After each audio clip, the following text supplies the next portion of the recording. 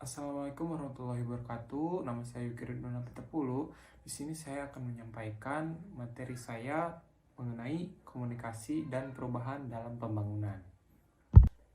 Di era sekarang ini, pembangunan di segala bidang sedang giat-giatnya, mulai dari perkotaan hingga pedesaan. Keberhasilan pembangunan ini tidak lepas dari peran komunikasi pembangunan itu sendiri. Komunikasi memiliki peran yang sangat penting dalam pembangunan menuju perubahan yang lebih baik. Pembangunan sering dipandang sebagai cara untuk menyelesaikan berbagai masalah yang muncul di masyarakat, terutama di negara-negara berkembang. Saat ini, peran komunikasi dianggap sangat penting, terutama dalam pembangunan. Komunikasi dalam pembangunan adalah dua hal yang terkait satu dengan yang lainnya. Memposisikan komunikasi dalam konteks pembangunan adalah bagian penting dari pengembangan dan komunikasi sebagai salah satu set variabel instrumental untuk mencapai pembangunan itu sendiri. Gary Cronkite merumuskan bahwasanya ada 4 asumsi mengenai komunikasi ini. 1 adalah komunikasi adalah sebuah proses. 2, komunikasi adalah pertukaran pesan. 3, komunikasi adalah interaksi yang bersifat multidimensional. 4 adalah interaksi yang mempunyai tujuan dan maksud ganda. Komunikasi sebagai sebuah proses perubahan. Sebagai suatu proses, tentunya pembangunan harus dilihat sebagai suatu pembelajaran. Pembelajaran untuk meningkatkan kemampuan masyarakat baik secara individu maupun kolektif. Dengan tidak hanya menyesuaikan diri terhadap perubahan, tetapi juga mengarahkan perubahan untuk tujuan yang dikehendaki. Komunikasi tetap dianggap sebagai perpanjangan tangan para perencana pemerintah, dan fungsi utamanya adalah untuk mendapatkan dukungan masyarakat dan partisipasi mereka dalam pelaksanaan rencana-rencana pembangunan itu sendiri. Nah, setiap pembangunan dalam suatu bangsa memegang peran penting. Oleh karena itu, pemerintah dalam melancarkan komunikasinya perlu memperlihatkan strategi apa yang dapat digunakan untuk menyampaikan pesan sehingga efektif yang diharapkan itu sesuai dengan harapan. Selain itu juga fungsi komunikasi bagi perubahan, menurut Thomas M. Shediel, menurutnya manusia itu pada umumnya berkomunikasi untuk saling menyatakan dan mendukung identitas diri mereka dan untuk membangun interaksi sosial dengan orang-orang di sekelilingnya serta mempengaruhi orang lain agar berpikir, merasa, ataupun bertingkah seperti apa yang diharapkan. Sedangkan Rudolf F. Verderber, menurutnya, komunikasi memiliki dua fungsi, yakni fungsi sosial dan pengambilan keputusan. Fungsi sosial bertujuan untuk kesenangan, ikatan, membangun, dan memelihara hubungan dengan orang lain. Sedangkan fungsi pengambilan keputusan ialah memutuskan untuk melakukan atau tidak melakukan terhadap sesuatu pada saat tertentu. Sedangkan menurut Profesor Deddy Mulyana, dalam bukunya Ilmu Komunikasi Suatu Pengantar, mengutip kerangka berpikir William E. Gordon mengenai fungsi-fungsi komunikasi yang dibagi menjadi 4 bagian. Nah, yang pertama adalah sosial, yang kedua ekspresif, yang ketiga ritual, dan yang keempat instrumental. Kaitannya dengan perubahan sesungguhnya, esensi komunikasi sebagai penyampai pesan informasi yang memiliki fungsi komunikasi sebagai integrator sosial atau perekat hidup bersama. Melalui fungsi ini, pengaruh komunikasi akan menciptakan kebersamaan, arti, dan dapat menimbulkan perubahan pada semua pihak yang berkomunikasi. Sehingga kondisi semacam ini adanya perubahan saling membagi atau menggunakan informasi secara bersama dengan merumuskan komunikasi sebagai interaksi sosial antar para peserta dalam proses informasi. Merumuskan fungsi komunikasi dalam era perubahan memerlukan pemahaman yang serius, mengingat sifat perubahan sangat pluralitas dan heterogenitas secara sosial, budaya, agama, dan lainnya. Untuk itu dapat dikemukakan bahwasanya rumusan komunikasi dalam era perubahan setidaknya harus mempertimbangkan dua hal sebagai berikut, yakni pertama, melihat atau memperhatikan keragaman akar budaya masyarakat itu sendiri, dan yang kedua mengacu pada misi masyarakat yang tidak hendak dicapai secara keseluruhan. Selanjutnya ada faktor determinan komunikasi bagi perubahan, yakni ada faktor internal. Salah satunya kepercayaan dan daya tarik komunikator.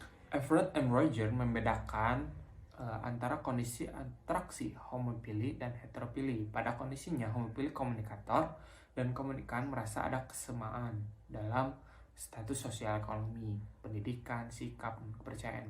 Sedangkan pada kondisi heteropili, terdapat perbedaan sosial ekonomi, pendidikan, sikap, dan kepercayaan antar komunikan dan komunikator.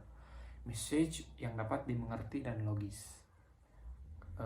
Kejelasan dari pesan atau informasi yang disampaikan komunikator sangat penting.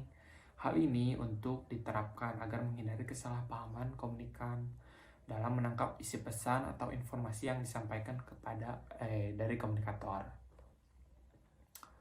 Selanjutnya ada saluran yang tepat, terus ada juga khalayak, dan ada juga efek.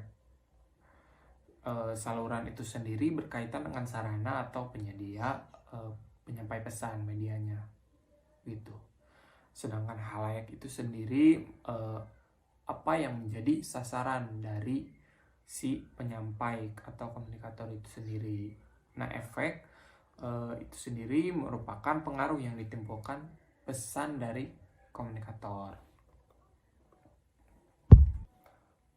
Sedangkan faktor eksternal itu sendiri menurut De Fleur melibatkan 4 faktor, yakni komunikasi dipengaruhi oleh label sosial budaya pelakunya, dan yang kedua faktor hubungan sosial di antara pelakunya, yang ketiga lingkungan fisik, dan yang keempat pengaruh komunikasi sebelumnya. Dalam hubungannya dengan proses sosial, komunikasi menjadi suatu cara dalam melakukan perubahan sosial atau yang disebut dengan social change. Komunikasi berperan menjembatani perbedaan dalam masyarakat karena mampu merekatkan kembali sistem sosial masyarakat dalam usahanya melakukan perubahan. Namun begitu, komunikasi juga tak akan lepas dari konteks sosialnya. Artinya, ia akan diwarnai oleh sikap, perilaku, pola, norma, peranata masyarakatnya itu sendiri. Jadi, keduanya saling mempengaruhi dan saling melengkapi. Seperti halnya hubungan antar manusia dengan masyarakat. Little John 1999 menjelaskan bahwasanya hal ini dalam genre interaksionis teoris. Dalam teori ini dia dijelaskan bahwa memahami kehidupan sosial sebagai proses interaksi komunikasi merupakan sarana kita belajar berperilaku. Komunikasi merupakan perekat masyarakat. Masyarakat tidak akan ada tanpa komunikasi. Struktur sosial diciptakan ditopang melalui interaksi. Bahasa yang dipakai dalam komunikasi adalah untuk mencapai struktur sosial. Lalu selanjutnya ada tahap perubahan dalam komunikasi. Menurut John P. Kotter, di dalam bukunya yang bertajuk Leading Change, ia mengatakan bahwa sebagian besar perubahan gagal dan hanya 30% yang bisa dikatakan berhasil. Dari penyebab kegagalan yang dijumpai di kemudian, Kotter merumuskan bahwasanya ada solusi yang dikenal sebagai 8 prinsip dalam menciptakan perubahan. 1. Menciptakan urgensi untuk berubah. 2. Membangun koalisi yang kokoh. 3. Visi dan strategi perubahan. 4. Mengkomunikasikan visi perubahan. 5. Memperdayakan langkah tindak lanjut yang pokok. 6. Menciptakan quick wins. 7. Konsolidasi manfaat perubahan. 8. Memantapkan perubahan sebagai bagian dari budaya. Dan selanjutnya ada komunikasi dan perubahan masyarakat. Memudarnya masyarakat tradisional akan tampak jelas apabila dilihat dari 3 dimensi perubahan sosial, yaitu dimensi struktural, kultural, dan interaksional. Melihat 3 dimensi perubahan sosial tidak berarti mengabaikan dimensi perubahan lain seperti dimensi norma dari kehidupan sosial, peristiwa, dan perubahan sosial, perubahan dalam bentuk kuantitatif atau kualitatif, serta perubahan yang direncanakan dan diprogramkan. Kesemua dimensi perubahan tersebut nampak ada dalam suatu peristiwa memudarnya masyarakat tradisional.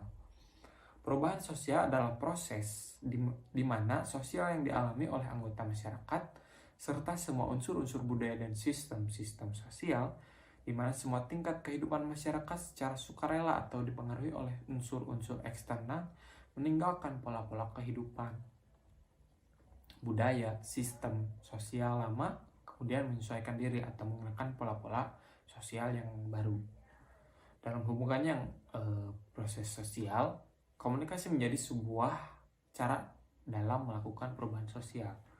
Komunikasi berperan menjembatani perbedaan dalam masyarakat karena mampu merekatkan kembali sistem sosial masyarakat dalam usahanya melakukan perubahan. Dan lanjut, ada peran agen perubahan dalam pembangunan. Agen perubahan ini merupakan individu yang bertugas mempengaruhi target atau sasaran perubahan agar mereka mengambil keputusan suatu dengan arah yang organisasi kehendaki. Inisiator atau agen perubahan pembentuk kelompok sebagai motor penggerak pembangunan. Pembangunan masyarakat memiliki kesadaran akan hasil yang diperoleh oleh potensi tersebut. Kenyataan yang dihadapi oleh agen perubahan berupa dukungan dan resistensi masyarakat. Masyarakat memiliki kedudukan dan peran penting dalam mendukung keberhasilan pembangunan itu sendiri. Peran awal agen perubahan adalah meningkatkan efektivitas pembangunan dengan cara membentuk wadah komunikasi bagi sasaran strategis. Pembentukan kelompok bertujuan untuk menentukan inovasi yang paling tepat untuk digunakan dalam pembangunan. Maka dapat disimpulkan bahwasanya dalam mensosialisasikan dan merealisasikan sebuah program pembangunan diperlukan sebuah tindakan komunikasi. Adapun setiap program pembangunan perlu dikomunikasikan dengan baik kepada pihak-pihak terkait atau stakeholder adalah demi kelancaran pelaksanaan program itu sendiri. Komunikasi dalam sebuah program pembangunan menjadi penting untuk direncanakan dan dilaksanakan dengan sebaik-baiknya, karena sebuah program pembangunan tidak akan terlaksana secara efektif dan efisien serta tepat sasaran apabila agen pembangunan itu sendiri tidak mampu mengkomunikasikan programnya kepada masyarakat. Secara sederhana, pembangunan dapat diartikan sebagai proses perubahan menuju suatu sistem sosial dan ekonomi yang diputuskan sebagai kehendak dari suatu bangsa guna mencapai tujuan pembangunan, yakni perubahan sosial itu sendiri. Perubahan yang dikehendaki dalam pembangunan tentunya ke arah yang lebih baik atau lebih maju dari keadaan sebelumnya. Nah, oleh karena itu, peranan komunikasi dalam pembangunan harus dikaitkan dengan perubahan tersebut. Artinya, kegiatan komunikasi harus mengantisipasi gerakan pembangunan.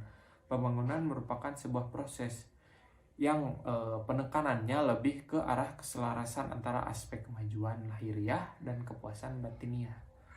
Cukup sekian yang dapat saya sampaikan. Mohon maaf apabila ada kekurangan. Wabillahi taufiq wal hidayah. Wassalamualaikum warahmatullahi wabarakatuh.